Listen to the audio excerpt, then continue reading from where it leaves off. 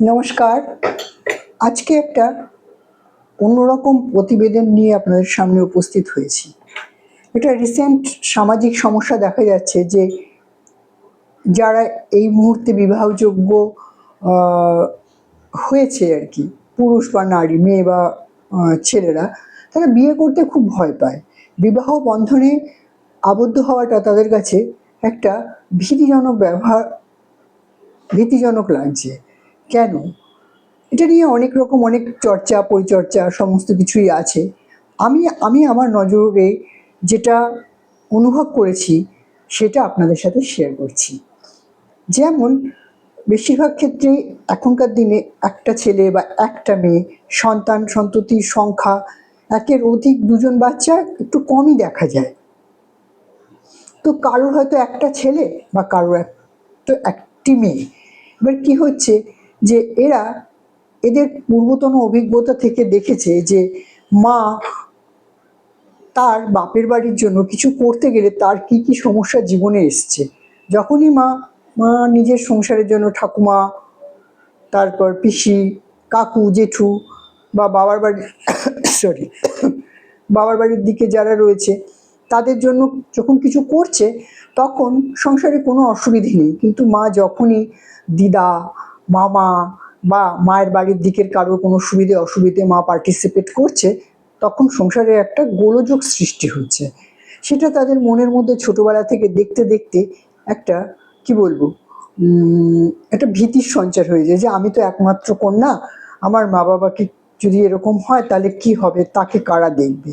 ঠিক উল্টো দিকে যেসব ছেলেরা ছোটবেলা থেকেই দেখে এসছে মা ঠাকুমার কাছে খুব ডমিনেটিং, ঠাকুমা খুব ডমিনেট করছে বা বাবা খুব ডমিনেট করছে, তাদের কোনো নিজস্ব মতামত থাকলে সেই মতামত ব্যক্ত করলে অসুবিধে হচ্ছে, তো তাতে সংসারে কিচিরমিচির, এটাও ওদের মধ্যে একটা প্রোগ্রামিং হয়ে যায় ছেলে বাচ্চাদের মধ্যে যে দূর আমার এত ঝামেলা ভাল লাগছে না। এমনিও এখনকার দিনে বয়ফ্রেন্ড গার্লফ্রেন্ড হয়েও কাটিয়ে দেওয়া যায়, বিয়ে মানে এইসব খুচরো ঝামেলার প্রয়োজন নেই।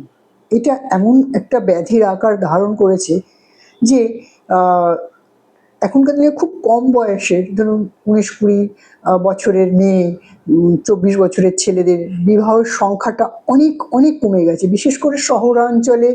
এবং যারা লেখাপড়া করে চাকরি বাকরি করছে, 30-32 বছর আগে মেয়েরা ভাবছে না বিয়ে করব, ছেলেরা আরেকটু বেশি। হ্যাঁ, আপনারা হয়তো তর্কের খাতিরে বলতেই পারেন যে না, এরকম অল্প বয়সী হচ্ছে, কিন্তু রেশিওটা উল্টে গেছে।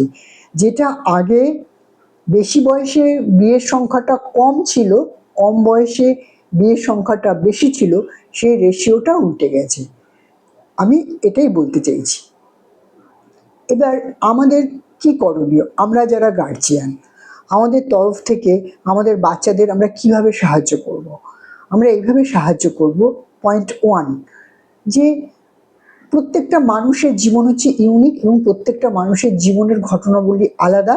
তোমার জীবনের ঘটনাবলী আলাদা। তুমি যে পরিবেশ পরিস্থিতিতে যে সময়কালে জন্মেছ, সেই সময়কাল একটা অন্য সময়। আমি যখন জন্মেছিলাম সেই সময়ের সামাজিকভাবে রীতিনীতি যেমন ছিল, সেই রীতিনীতি অনুযায়ী যে পরিস্থিতিগুলো আমি ভোগ করেছি, তোমার ক্ষেত্রে এটা প্রযোজ্য নয়। এটা একমাত্র মাই তার বাচ্চাদেরকে, ছেলে বাচ্চাই হোক বা মেয়ে বাচ্চাই হোক, দুজনকে এই কাউন্সেলিংটা মাই করতে পারে। আর বাবা একটু ফ্রেন্ডলি মিশে তাকে সমাজ বা জগতের ভয় ব্যাপারটা থেকে, ওদের ভেতরে যে ফিয়ারটা একদম অন্তরের অন্তঃস্থলে বসে গেছে, সেইটাকে মা আর বাবাকে দায়িত্ব নিয়ে এটা কাটাতে হবে। বিবাহ জরুরি আমি বলবো না, কিন্তু আমরা একটা জিনিস জানি, একটা বয়সের পরে একটা লোনলিনেস আসে।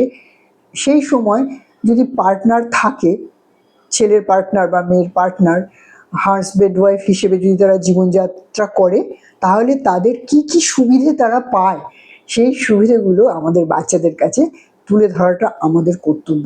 এটা আমাদের কর্তব্য নয় যেটা আমরা ভোগ করেছি। আমাদের যারা গার্জিয়ান ছিল, বিবাহ হওয়ার পর সামাজিকভাবে শ্বশুরবাড়িতে যে অসুবিধাগুলো ভোগ করেছি, সেগুলো মেয়েকে বা ছেলেকে বারবার রিমাইন্ডার দেওয়ার মতো, আমি তো তোর ঠাকুমার দ্বারা এরকম হয়েছি, বা তোর বাবা তো আমাকে এইরকমভাবে কিছু করতে দেয়নি, হ্যাঁ, কিছু করতে গেলেই বাধা দিত, কোনো আমার স্বাধীনতা নেই, এই ধরনের কথাগুলো মায়েদেরকে বন্ধ করে দিতে হবে।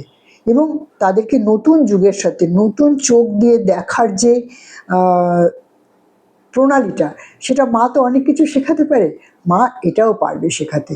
তো আমরা এই বয়সী মায়েরা, যারা আমার বয়সী মা, তাদের কাছে আমি বলবো যে আমাদের তো অনেক দায়িত্ব। সেই দায়িত্বটা কি না, ইনফ্যাক্ট আশেপাশের যদি কোনো বাচ্চা কাচ্চা যাদের মা বাবারা অতটা বুঝিয়ে উঠতে পারে না, কিন্তু অনেক সময় বলে, জানো তো আমার ছেলেকে বিয়ের কথা বললেই ও আঁতকে উঠে বিয়ে করতে চায় না, তাদের সংসারে হয়তো খুব ঝুট ঝামেলা ছিল, সেই সব কাচ্চাগুলোকে যদি সম্ভব হয়, যদি কাছে পাওয়া যায়, তাহলে তাদেরকে একটু কাউন্সিলিং করে দেওয়া যে না, প্রত্যেকটা মানুষের জীবন ইউনিক, আমাদের জীবনে এরকম হয়েছে বা তোমাদের সংসারে তোমার মার সাথে এরকম হয়েছে বলে যে তোমার সাথেও এরকম হবে এটা নয়। প্লাস এই যে ধরুন আপনার কাছে কেউ একটা কষ্ট নিয়ে এলো যে তার ছেলে বা মেয়ের বিয়ের কথা শুনলে খুব ভয় পায়, সম্ভব হলে তাকেও আপনি রেডি করে দেবেন যে তুমি এইভাবে তোমার ছেলে বা মেয়েকে একটু একটু করে, একদিনে না, একটু একটু করে ডেইলি তোমার জীবনে যে ভালো ঘটনাগুলো ঘটেছে সেইগুলো ছেলে মেয়ের বিবাহ করার পর শ্বশুরবাড়িতে, সেইগুলো তুমি ক্রমাগত তোমার ছেলেকে বা মেয়েকে গল্প করতে থাকবে। দেখবে একটা সময় খারাপ কথা শুনে শুনে যেরকম মস্তিষ্কে বসে গিয়েছিল, সেরকম ভালো ভালো অনুভূতিগুলো, ভালো সময়গুলো যেভাবে তুমি তোমার সংসারে কাটিয়েছো, সেইগুলো ছেলে মেয়ের সাথে শেয়ার করা। যদি আমার ভিডিওটা ভালো লাগে তাহলে লাইক করবেন, শেয়ার করবেন, আর অবশ্যই যদি লাইক বা শেয়ার না করে উঠতে পারেন, আমি যে কথাগুলো বললাম সেই কথাগুলো কোনো মানুষকে, যাকে একটা মানুষকে পেলে একটা মানুষকেও বলবেন, যাতে সেই মানুষটার উপকার হয়। আমার এই ভিডিওগুলো প্রত্যেকটাই করার উদ্দেশ্য একটা, যে আমরা সব জানি, জানার পরেও যদি কেউ একটু কোনো জায়গা থেকে একটা কোনো কথা আমাদের কানে আসে, তখন আমরা আমাদের মতো করে সেটা সুন্দরভাবে অন্যকে সাহায্য করতে পারি সে কথা দিয়ে। ভালো থাকবেন, পরিবারের সবার সাথে সুন্দর এবং সুস্থভাবে জীবন কাটান, সন্তান সন্ততি নিয়ে ভালো থাকুন, পরম পিতার কাছে এটাই আমার একমাত্র প্রার্থনা প্রত্যেকের জন্য। আজকে এখানেই আসছি, আবার অন্যদিন অন্য ভিডিওতে দেখা হবে।